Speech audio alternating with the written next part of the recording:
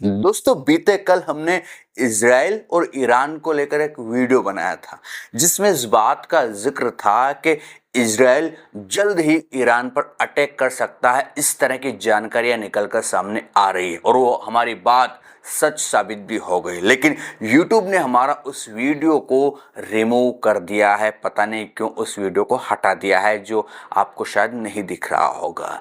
अब दरअसल आज की तारीख में यह खबर निकली है कि वाकई में इजराइल ने हमला बोल ही दिया है ईरान पर। अब कुछ लोग ये सवाल खड़े कर रहे हैं कि इस हमले के पीछे क्या अमेरिका का भी हाथ है। तो अमेरिका ने साफ किया है, वहाँ के राष्ट्रपति डोनाल्ड ट्रंप ने यह कहा है कि इसमें हमारा कोई लेना देना नहीं है। हाँ, हमें जानकारी थी कि इस तरह की कार्रवाई हो सकती है, इजराइल अटैक कर सकता है, लेकिन इसमें हमारा हाथ नहीं है।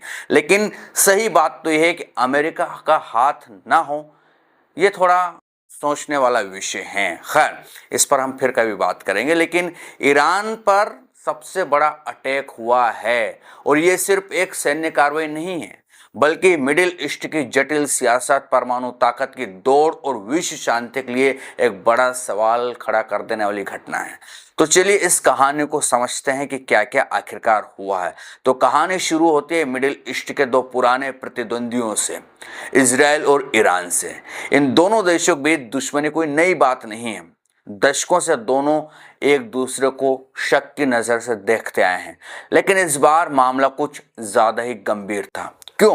क्योंकि ईरान का परमाणु कार्यक्रम फिर से सुर्खियों में था। International atomic energy agency IAEA ने 12 जून 2025 को एक रेजोल्यूशन पास किया जिसमें कहा कि ईरान अपने परमाणु समझौता का पालन नहीं कर रहा है। वो लगातार परमाणु कार्यक्रम जारी रख रहा है, परमाणु हथियार बना रहा है। ईरान ने जवाब में ऐलान किया है कि वो अपनी यूरेनियम संवर्धन की गतिविधियों को और तेज करेगा, बंद होने वाला नहीं है। आप कितने हमारे ऊपर प्रेशर डाल लो। ये खबर इजराइल के लिए वैसे खतरे की घंटी थी, क्योंकि इजराइल को डर है कि कहीं ना कहीं जब ईरान ने अपने परमाणु हथियार तैयार कर लिए तो ये हमारे खिलाफ ही आने वाले समय में यूज करेगा, क्योंकि हिजबुल्लाह और हमास इनके करीबी बताए जाते हैं। इजराइल के प्रधानमंत्री बेंजामिन नेतन्याहू ने बार बार कहा था कि वो ईरान को परमाणु हथियार बनाने की इजाजत नहीं देंगे। अमेरिका भी ये कहता आया है।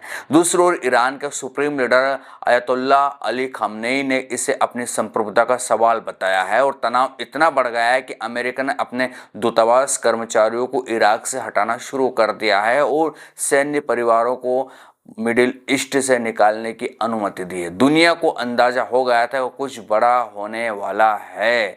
लेकिन एक चीज और बता देता हूं मैं कि ईरान सिर्फ निंदा कर रहा है। ईरान सिर्फ कह रहा है कि हम बदला लेंगे।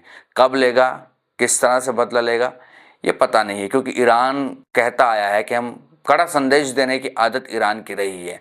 खैर, उसके बाद फिर वो रात आई। आज रात के करीब 3 बजे तेहरान में जोरदार धमाके की आवाज गूंजने लगी। इजराइल ने ऑपरेशन राइजिंग लायन शुरू कर दिया था।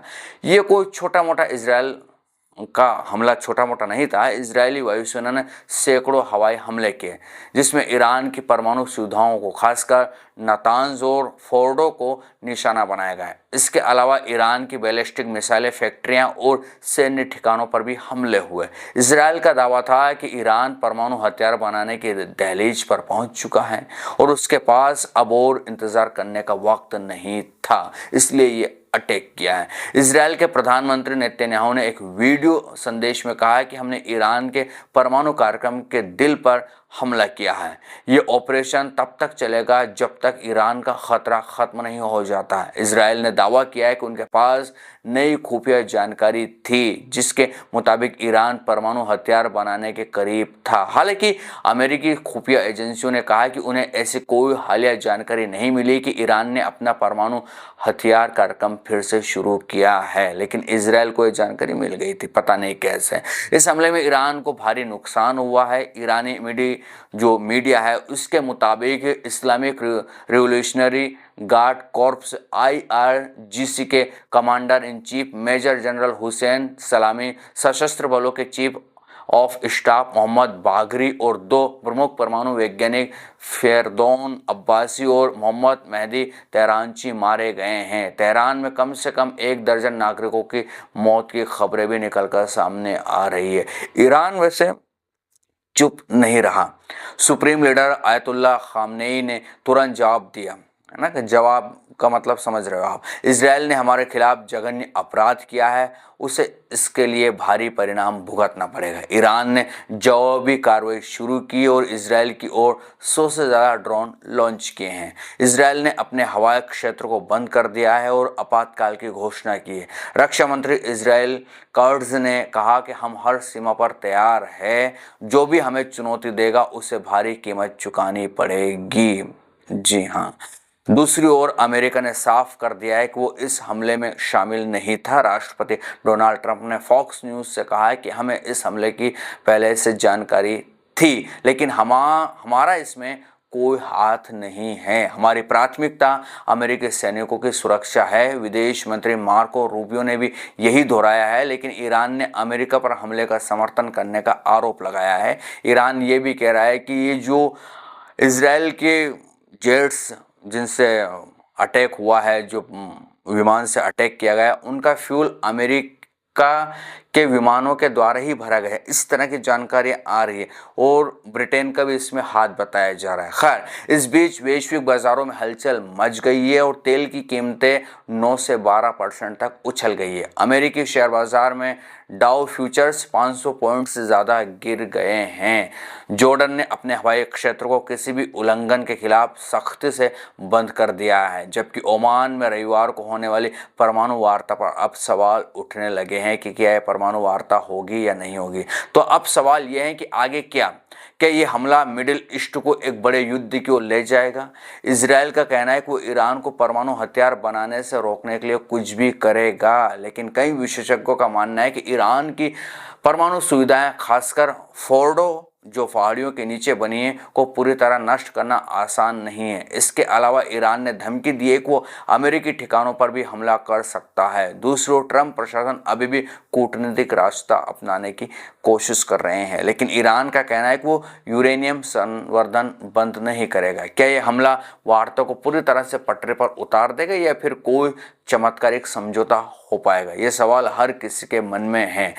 तो ये कहानी अभी खत्म नहीं हुई है। मिडिल ईस्ट का ये तनाव न सिर्फ इजराइल और ईरान बल्कि पूरी दुनिया के लिए बड़ा खतरा बन सकता है। तेल की कीमतों से लेकर वैश्विक अर्थव्यवस्था तक इसका असर हर जगह दिख सकता है, दिख भी रहा है। क्या आप सोचते हैं कि ये युद्ध की शुरुआत है या फिर शांति की उम्मीद बाकी है?